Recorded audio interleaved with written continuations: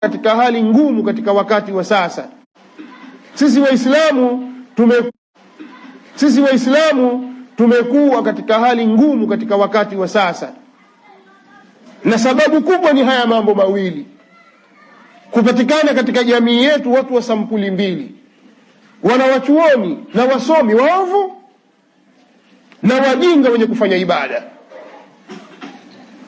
Hivi ni vitu viwili vibaya, vikiingia katika umma, basi umma katika hatari kubwa, na kila mmoja katika sisi kwa nafsi yake ni shahidi juu ya hilo. Hawa wajinga wenye kufanya ibada ni wengi sana. Sikwambii wajinga wasiofanya ibada. Mjinga alafu afanya ibada, aabudu hivyo hivyo kijinga jinga, hamjui Mola wake. Na hakuna ujinga mkubwa zaidi kama mtu kutokijua kitabu cha Mola wake, Qur'an. Na haya ndio wengi katika Waislamu. Wengi katika vijana ukiwaona, masha Allah, ni mtu mungwana, safi, sura yake nzuri, avaa vizuri, ajiheshimu, katika mujtama anaheshimiwa, lakini ukimtazama hajui kusoma Qur'an. Heshima hiyo utaipata vipi wewe hujui kusoma Qur'an? Utamwona mzee, mtu mzima, anakadimishwa katika mambo, tafadhali, karibu. Watu akija, watu waona kaingia mtu si kijitu, lakini hajui kusoma Qur'an. Na kama ajua kusoma, ajua kulipua tu, la yuqimu hurufa, hawezi kusimamisha hurufi za Qur'an. Na kama atalimudu hilo, basi pengine hajui maana ya Qur'an, hajui tafsiri yake, asoma tu. Sasa haya ni matatizo, haya ni matatizo makubwa ambayo yanatufanya sisi tuingie katika balaa. Sasa hebu jaribu kupita na kupeleleza, kuuliza kwa nini Waislamu waliozaliwa katika Uislamu hasa wengi wao hawajui kusoma Qur'ani. Kitu gani kilichowafanya waingie katika hilo? Ni kwa sababu hakuna misikiti ya watu kwenda kusoma, madarisi hakuna, au ni kitu gani? Hakuna wakati, hakuna nini? Ukipeleleza na ukifuatilia utakuta hakuna kizuizi chochote. Hiyo misikiti hii ni watu waingia kuswali na kutoka. Wakati mwingi watu wamaliza katika maskani zao, katika sehemu za lahu, katika sehemu za lahu, katika mambo ya porojo, katika michezo, katika vitu visivyokuwa na faida, katika ma-TV, watu wakitazama ma-TV kila wakati, musalsalat na vitu mbalimbali, bongo movies na vitu gani watu waangalia kila wakati. Lakini hawezi kupata wakati wa kukaa kumwambia mwalimu nifundishe Qur'an. Ikifunguliwa darasa ya Qur'an, tena mawaidha kama hivi msikiti, hutapata mahali pa kukaa, na wengine kama hivi unavyoona kwa madirishani. Lakini weka darasa ya Qur'ani, kama utaona mtu na hajui kusoma Qur'ani, na wala hana mpango wa kujua, hataki kusikia habari hiyo, kakae pale usome Qur'an na watoto. Hawa ndio watu wanaoharibu umma huu wa Muhammad, kwa sababu maangamivu hayaji isipokuwa kwa ujinga. Ujinga kushakithiri. Ina maana kama hujui kitabu wewe cha Allah subhanahu wa ta'ala, huwezi ukasimama kukisoma kitabu hiki. Na waliosifiwa kwa kheri ni wale ambao wanaisoma Qur'ani haqqa tilawatihi, wanaisoma Qur'ani ana al-layli wa atrafa an-nahar. Na tilawa ina maana pia vile vile ya mutabaa, kuifuata Qur'an. Nususi ziko nyingi, lakini kwa sababu nimekusudia kuzungumza kwa mukhtasar, nitakuwa nazungumza kwa ujumla. Aliyozungumza Sheikh Abu Hashim yametosheleza katika nususi kutilia mkazo katika hili. Lakini ujinga umekithiri katika miji yetu, ujinga umekithiri ndani ya nyumba za Waislamu. Kwa sababu ya ujinga, watu wakawa hawajui itikadi yao sahihi kuhusu Mola wao. Watu hawamjui mtume wao sallallahu alaihi wasallam na haki zake vile inavyotakiwa. Watu wanayojua wao ni kwa njia ya kurithi, tukasikia mtu fulani kasema, basi na yapokea tu. Watu hawajui namna ya kumwabudu Mola wao na utekelezaji wa ibada. Utazama watu wengi katika swala zao wanaswali kwa kuiga. Lakini leo mathalan utatia mtihani kwa watu kumwambia fulani, hebu simama swali kwa sauti tusikie, Pale unaposwali wewe wasemaje? Tukusikie. Ndio utakapoona kwamba watu wanatukana ndani ya swala, badala ya kumwadhimisha Mola wao pengine wakawa wamtukana Allah tabaraka wa taala, kwa sababu Qur'ani waisoma makosa, adhkari hawazileti sawa sawa, au uzushi umekithiri. Yale aliyofunza Mtume sallallahu alaihi wasallam hayapo, watu wanayao mingine. Swala zao zimekuwa za kuigaiga. Hili ni tatizo, utaliona. Kwa hiyo namna ya kuabudu pia jambo hili hulipati. Misingi ya kuongoza katika haki na kujua hii ni batili, hilo pia utakuta halijulikani, kwa sababu wakati tuliokuwa nao wazungumzaji wamekuwa wengi, vijogoo vimekuwa vingi, na vijogoo vikiwa vingi usiku waharibika.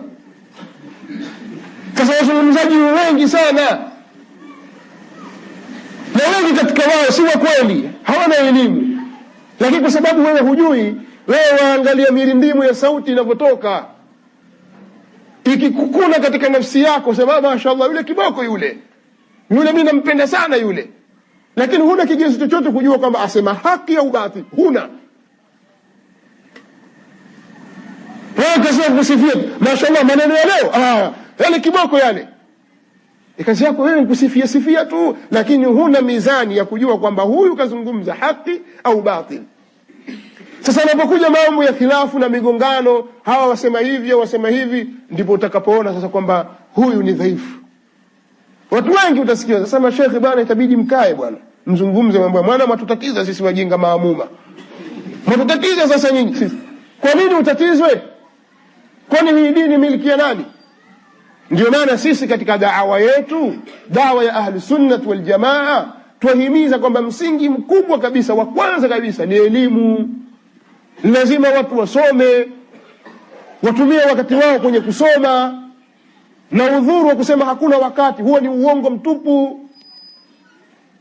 Huo ni uongo mtupu. Tutajua kwamba wakati mnao wa kucheza madhumna, kucheza makeram, kucheza mapool table, kucheza madrafti, kucheza mipira, kuangalia matelevision, kukaa kupiga domo kaya tu katika maskani, wakati mnao. Lakini kusoma Qur'ani wakati huo hamna, na umri unakwenda. Sasa anayefahamu dawa ya Mtume sallallahu alaihi wasallam hawi hivyo, anakaa kitako akasoma dini yake. Japokuwa kwa siku ajua leo nimekwenda msikitini nimejifundisha kitu kimoja. Katika hadithi nayokumbuka haraka haraka ya Uqba bin Amir, sikumbuka kama katika sahihaini ameipokea Muslim rahimahullahu ta'ala, Imamu Mtume sallallahu alaihi wasallam anasema, anawaambia maswahaba wake, ayukum yuhibbu an yaghduwa ila al-aqiq au ila buthana fayarji' binaqatayn kawmawayn bighayri khati'atin wala qati'ati rahim بغير إثم ولا قطيعة رحم. قالوا أينا لا يحب ذلك يا رسول الله؟ Mtume anawaambia, ni nani katika nyinyi ambaye anapenda kutoka hapa kwenda mpaka Aqiq, au kutoka hapa kwenda mpaka Buthan, kila siku asubuhi atoka, akifika kule achukua ngamia wawili walionona, pingine ngamia wawili wenye mimba, achukua arudi nao mjini. Yani waambiwa, ni nani katika nyinyi iko tayari kila siku asubuhi atoke hapa kwa mguu, labda aende mahali takriban mwendo wa maili 10, aende tu kule, akifika kule atachukua ng'ombe wake wawili wazuri walionona, aje nao hapa mjini. Nani iko tayari? Kila siku ukifika wachukua tu, hakuna vita, hakuna kuuliza, hakuna kutoa pesa, wachukua tu ng'ombe wako waleta mjini. Ni nani katika nyinyi hapendi hilo? Watu wakasema, nani asiyependa hilo ya Rasulullah? Sote tuko tayari kwa hilo. Nimesema mwendo wa kilomita 10 hivi au kilomita 8, kwa sababu al-Aqiq ilikuwa wakati ule iko nje ya Madina. Ukiangalia umbali wake unakaribia hizo kilomita 8 mpaka kilomita 7. Ni wadi umepita Madina, umetoka huko, umepitia Muzdalifa, umekuja mpaka umepita sasa hivi umetenganisha baina ya Madina na Jamia Islamia, umekwenda mpaka ukapita Uhud huko. Wadi al-Aqiq. Sasa ni nani ambaye hapendi katika nyinyi kutoka hapa tulipo kwenda mpaka Bathan au kwenda mpaka Aqiq, akachukua ngamia wawili walionona? Wakasema, sote tupende ya Rasulullah. Akasema Mtume sallallahu alaihi wa alihi wasallama, kutoka mmoja wenu nyumbani kwake asubuhi akienda msikitini akasoma aya 2 ni bora kwake yeye kuliko ngamia wawili. Wa thalath khairu min thalath wa arba'u khairu min arba' wa min a'dadihinna min al-ibil. Na kwa idadi hizo za ngamia. Haya mtuambianeni ukweli hasa. Mathalan kama hapa msikitini waambiwa ukisoma aya 1 tukupa 1000. Utasoma ngapi wewe? Kila siku ukisoma aya 1 tu, ukijifunza ukiweza, 1000 yako iko kwenye kapu hapo, chukua uende zako nyumbani. Utasoma ngapi? Utasoma 1 tu wewe, au utasema mimi sitaki nda zangu na haraka. Kwa msikiti hautatosha. Utasikia lawama wengine, watu kuna upendeleo, kuna watu wengine watangulizwa mbele pale kwa sababu kuna ulua na kuna maslahi ya kidunia. Sasa si kweli kwamba watu hawana wakati, watu wanapuuza, hawataki dini. Dini wanashaichukulia dini ni kitu cha mzaha. Sasa dawa tunayolingania sisi si dawa ya kurembana bwana na kupambana tu. Ukampamba mtu vizuri, Waislamu nyinyi mashaallah nyinyi mna msimamo. Hamna msimamo. Maadamu hamtaki kujifunza dini, msimamo haupo. Hii ni dawa ya kuwaita watu warudi katika usawa. Matatizo yanayotusibu sisi katika mjitamaa wetu ni kwa sababu hatutaki haki. Tunataka kupambwa tu sisi. Maneno yakija hapa hiyo ni visa vya kudanganyana, tunakuliwazana. Hatutaki ule ukweli wa dini hasa. Kwa hiyo hatuwezi kujirekebisha nafsi zetu, hatuwezi kutengeneza nyumba zetu, hatuwezi kubadilisha mitaa yetu kwa sababu hatuko tayari kubadilika. Sasa dawa ya sampuli hizo sisi hatuzitaki kwa sababu tuna hawa katika nafsi zetu. Na huku tuomba hidayah ni kama vile sasa wewe washika njia waelekea kusini, huko kusini mwa Afrika, waomba ya Rabbi nifikishe salama Maka. Maka ipi? Wewe shika njia si alafu waomba dua kufika Maka. Huwezi kufika. Uelekee kule unapokwenda kule ndio uelekee huku, uombe kwamba ya Rabbi nifikishe salama. Sasa wewe hidayah hujaielekea, wasimama tu kwenye swala, pengine ukasema ihdina siratal mustaqim mpaka wajashtuka uko wala dhalina amin, wala hujui umepita vipi ihdina siratal mustaqim.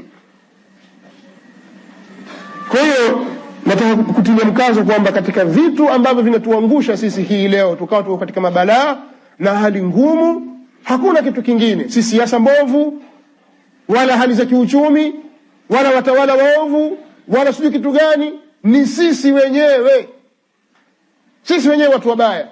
Tukirudi katika usawa, Allah tabaraka wa taala tutengeneza kila kitu. Hiyo ndio jambo la sawa.